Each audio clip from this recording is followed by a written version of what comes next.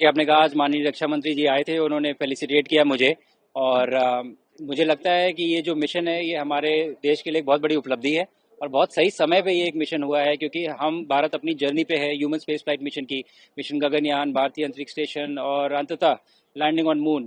तो ये इस मिशन से जो कुछ भी हमें सीख प्राप्त हुई है, मुझे लगता है वो बहुत ही यूनिक है और बहुत ही क्रिटिकल है हमारे मिशन को एग्जीक्यूट करने के लिए।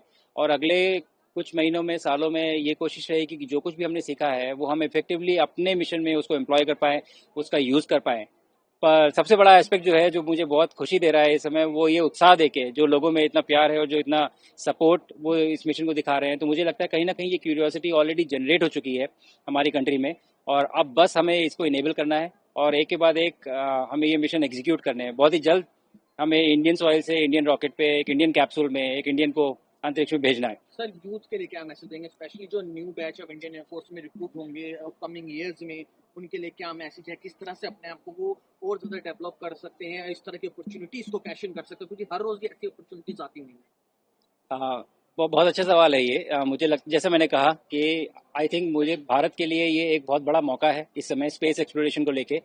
और यूथ को मेरा मैसेज ये है कि एम्बिशन हमने तैयार कर लिया है, अब ड्रीम्स हमारे बहुत बड़े हैं। अब उनको पूरा करने के लिए हमें आपकी ज़रूरत है। तो आप मेहनत करें, आप इन फील्ड्स में जाएं और क्यूरियस रहें, इन चीज़ों को एक्सप्लोर करें। और अपॉर्चुनिटीज़ हैं, अब जिम्मेदारी आपकी है कि आप कैसे सफलतापूर्वक वहाँ पहुँचते हैं और हमारी मदद करते हैं ये सारे ड्रीम्स रियलाइज़ करने में। तो डिसर्नमेंट प्रैक्टिस करें, डिस्ट्रैक्शन की एज में फोकस रखें और आगे बढ़ते रहें। जरूर बहुत सारी पॉसिबिलिटीज हैं, पॉसिबिलिटीज आर एंडलेस। सर, जो न्यू बैच आएगा, चैलेंजेस क्या है आपको लग रहे हैं देखिए हो स्पेस गया पीछे। एक्सप्लोरेशन को लेकर के, और गगनयान मिशन जो है उसके बारे में क्या बता सकते हैं, क्या उसके बारे में कोई टेक्निकल जानकारी? Human space mission inherently challenging होते हैं, ये आसान नहीं होते। बहुत सारी टेक्नोलॉजीज रियलाइज करनी पड़ती हैं। आप बेसिकली एक लाइफ को एक कैप्सूल में एक ऐसी जगह भेज रहे हैं जहाँ पे लाइफ एग्जिस्ट नहीं करनी चाहिए, पर हम इंजीनियरिंग के द्वारा वहाँ पे इन्वायरमेंट कंडीसिव बना रहे हैं कि वो लाइफ वहाँ एग्जिस्ट करे और थ्राइव करे। बहुत बड़ा चैलेंज है ये। तो इस चैलेंज को ओवरकम करने के लिए बहुत बड़ी इंजीनियरिंग टीम लगती है, बहुत बड़ा सपोर्ट लगता है, और मुझे लगता है रेसिपी पूरी तरह से तैयार है। बस अब हमें इन चीज़ों को एग्जीक्यूट करना है आगे जाते हुए। सर आगे क्या प्लान है सर, आपका क्या प्लान है सर आगे?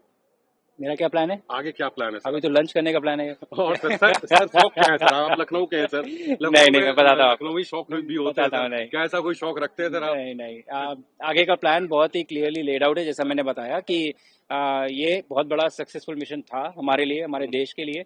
लेकिन ये एंड नहीं है, ये एक्चुअली शुरुआत है। और इस मिशन को यूज करके हमें अपने जो मिशन है, अपनी धरती से, अपनी सॉइल से हमें ये मिशन एग्जीक्यूट करने हैं। और वो बहुत बड़ा टास्क है, एक छोटा चैलेंज नहीं है, ये बहुत बड़ा चैलेंज है और सबकी जरूरत लगेगी इसमें। तो मेरा सबसे बड़ा चैलेंज यही है कि मैं अब वापस जाके इसरो के साथ, एजेंसी के साथ मैं काम करूंगा और इस मिशन को रियलाइज करने में उनकी मदद करूंगा। और साथ ही साथ ये जो बच्चे हैं जो आपके आसपास इतना उत्साह दिख रहा है, इनको इंस्पायर करने का कहीं ना कहीं एक पहला कदम तो उठ गया है। अब ये लगातार आगे करते जाना है, ये काम बढ़ाते जाना है।